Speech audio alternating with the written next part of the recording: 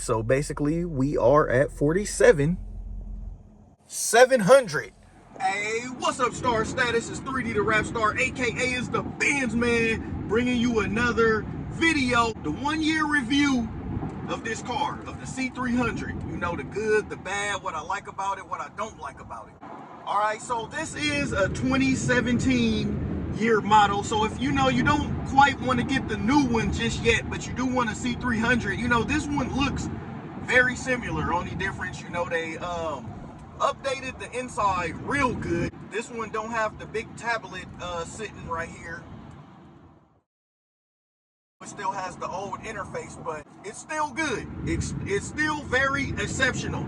So right off the bat, I know y'all want to hear the bad stuff before y'all hear the good stuff. So what's really bad about this car from having it for about a year? The first thing you got to get used to, or you should know already, is that it's small. It's no S-Class in here. It's not an S-Class. So one thing you got to get real used to is how small the car is. You know, if you got kids or whatever, it might not be the best option to go for a C-Class. You may want an E-Class, or you may want an S-Class sedan, you know, give you the most room. But you know, sometimes the S-Class is too long. It's like limo long. So in theory, they did stretch it out though. The A-Class is the, you know, at the time is the smaller car, the CLA being like its sportier 4-door but coupe version to the A-Class, and the C-Class being with a little bit more room. But that's first. If you want something, you know, as your daily, but you need room, go with a bigger car. You know, so the next thing is, you know, the interior kind of squeaks. You know, sometimes the BMW boys be, I see them on TikTok talking about the C-Class, like, hey, the interior, too bad the interior squeaks or make noises. It does kind of rattle and make noises. I made a short on it. You can look on my channel and look that up, but it does kind of make noise in here. Like over here,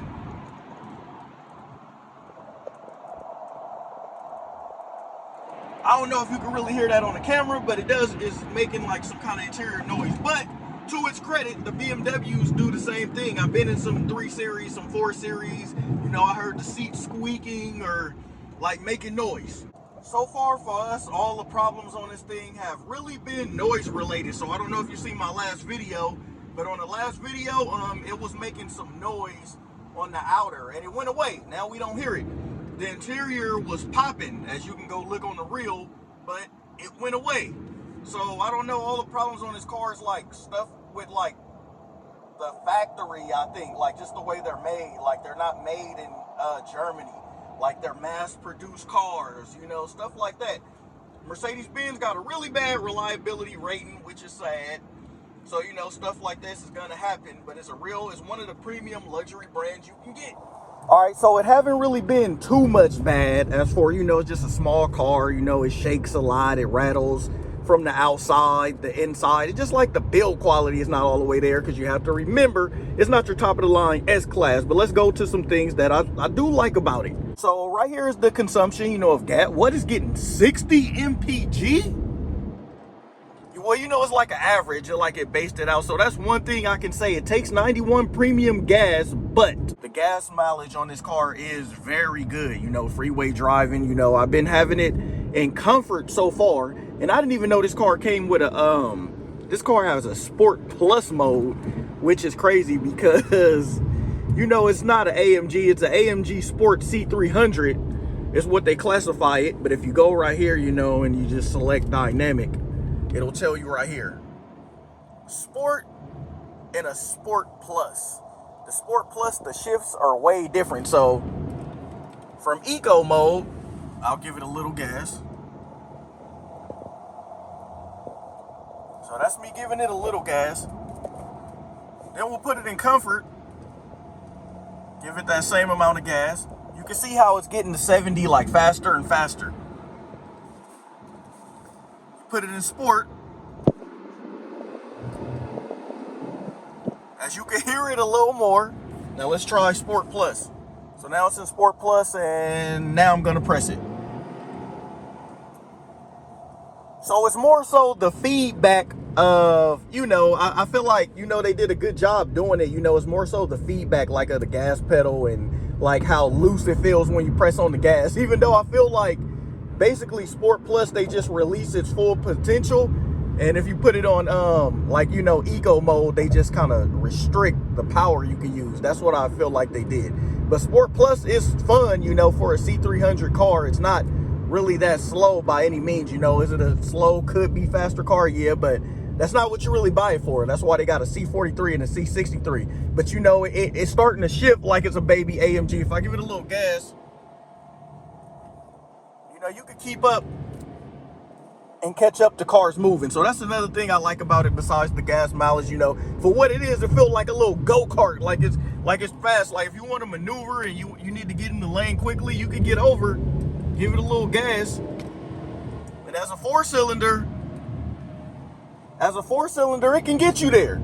It can get you there. It's not the fastest. You shouldn't be on the road, you know, trying to race cars with unless you go tune it, but that's a whole nother world. This is stock 2017 C300. So for what it is, you know, put it in sport mode, it's all right.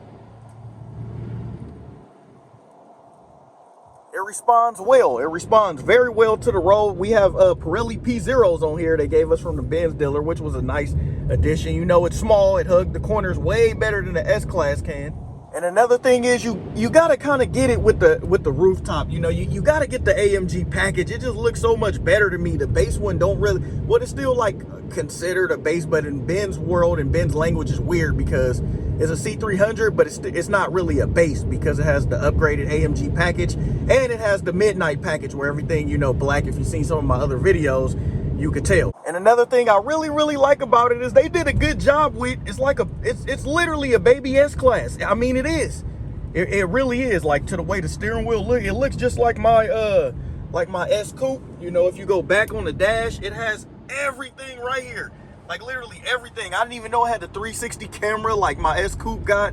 It got your operator's manual, the time, the vehicle settings.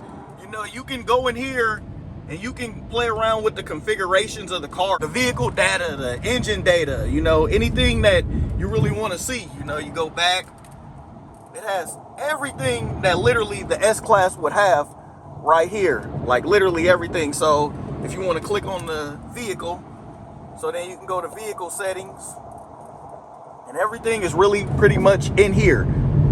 The belt adjustment, like everything's really there. You know, the ambient light color, like all that, the car turns like how the S-Class turns, everything. It's literally a baby S-Class. You know, some people used to downplay it like, oh, it's just a C-Class, but those days are long gone. Why? Because now they have the A-Class or like a new starter, but I think they're getting rid of it or they got rid of it already. Don't quote me on that. I'm not too sure. I don't really follow the A-Class. But last I heard, they was discontinuing it. But when they made it, they made the A-Class, then CLA, then the C-Class. So it wasn't like the typical, oh, that's just a C-Class moniker no more. So the C-Class has been a staple. It's been around for a really long time. And this is a really cool car, you know, if you just want to get in and go. This panoramic rooftop, I don't even think I said that right, but look at that. That just looks gorgeous, you know, especially on a car like this. Oh, and don't forget the red.